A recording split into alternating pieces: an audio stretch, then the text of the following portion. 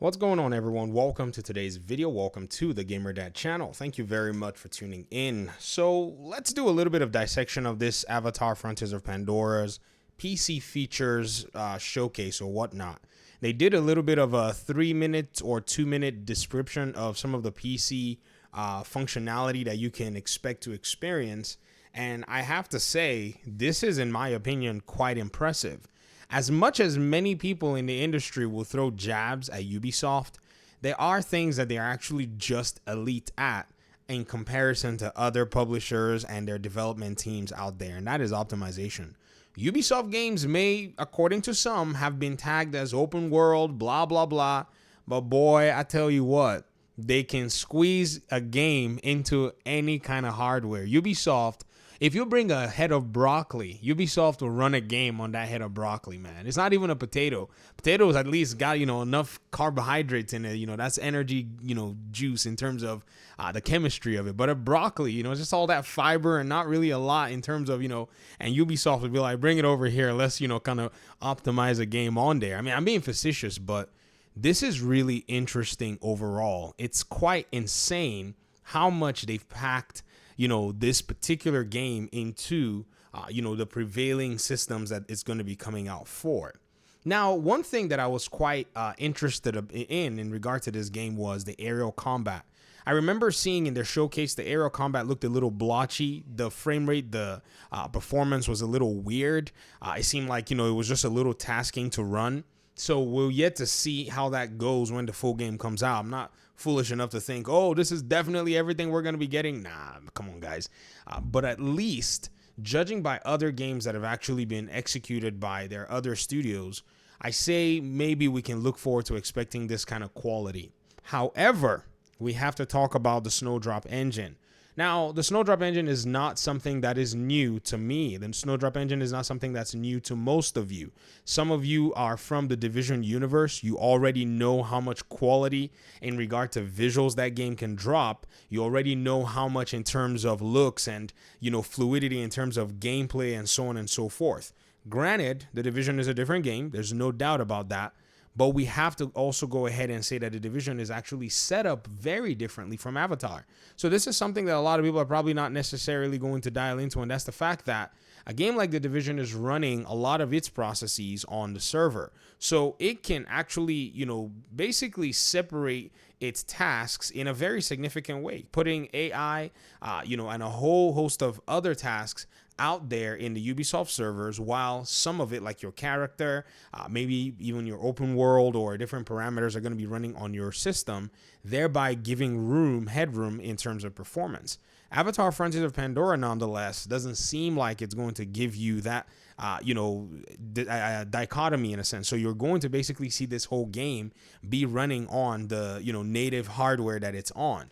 So this is where I have a little bit of skepticism overall, but it seems like something that was actually mentioned here needs to be taken into consideration, and that is the fact that they've said that this game has been optimized to leverage even multi-thread and multi-core CPUs as well as older hardware. So already it seems like that's kind of what's been going on in the technical side. And this is possibly where I see that they had to maybe make some delays, because with all of the current changes in the hardware, we're seeing a lot of games kind of struggle. I mean, Immortals of Aveum has to upscale from 720, losing a lot of visual quality on the console side. We saw Final Fantasy 16 also losing a lot of quality on its own so-called maybe timed exclusive side.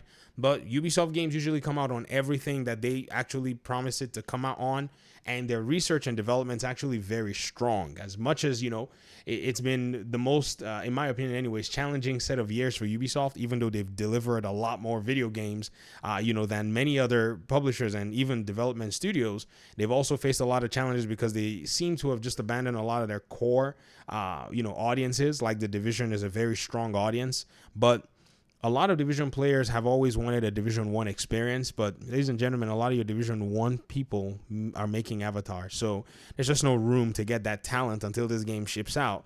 And then possibly this crew may go back and take some more people from the Star Wars project to then go back and execute on, say, possibly another game within the Tom Clancy universe. That's what I'd love to see. But I don't want to take away anything from Avatar. I'm looking forward to it. I've been talking about it since I first even heard that they were making the game, and having been a Division aficionado for so many, many years, I'm looking forward to seeing what this next work is going to do for them, as a development studio. I mean, there's no doubt about the fact that they want to put in a lot of effort into this. They want to knock it out the park. And yes, it probably will open the door for them to continue to pursue these movie games. But hey, with an industry that is this competitive, a very competitive industry, by the way, many of you, are seeing even 2023, when all the people have been complaining at the beginning of the year and all these things, development studios and publishers are just dropping games like crazy. If you go back and look at everything that's, dropped from around February of this year, it's insane the number of AAA games, and that's almost everybody just pitching in. You're looking at Warner Brothers. They came in from even last year with Gotham Knights, even though that didn't necessarily resonate hard. You also had, Sony's own God of War game. Then you had Hogwarts Legacy. Then you had Star Wars. Then you've had Street Fighter. You're having Mortal Kombat coming in again, which is a heavy seller. You have a Spider-Man game coming. You've had the, From Software even dropped Armored Core 6. It's wild as to the competition that's coming very soon.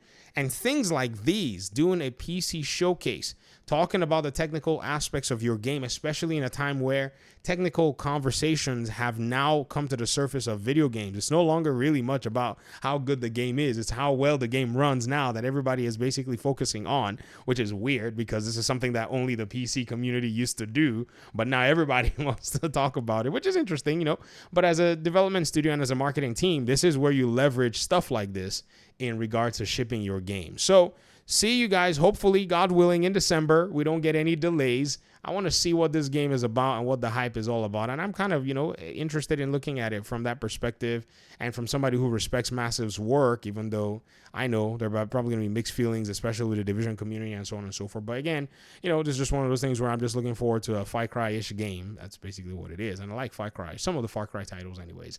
And I want to see how they execute it with their Avatar game. Let me hear your thoughts in the comment section. I know some of you are going to be like, man, Gamer Dad, I'm not really a big fan of this game. I understand. I get it. But, it is what it is. It's one of those things where, it's just going to be interesting to see how Massive executes on another game that is not the Division. The Division has had its ups and downs, over the years. But I wonder what it is that this team can put together. Thanks so much for watching. I appreciate you guys' time and audience. And hopefully we'll talk pretty soon in another one. Peace out.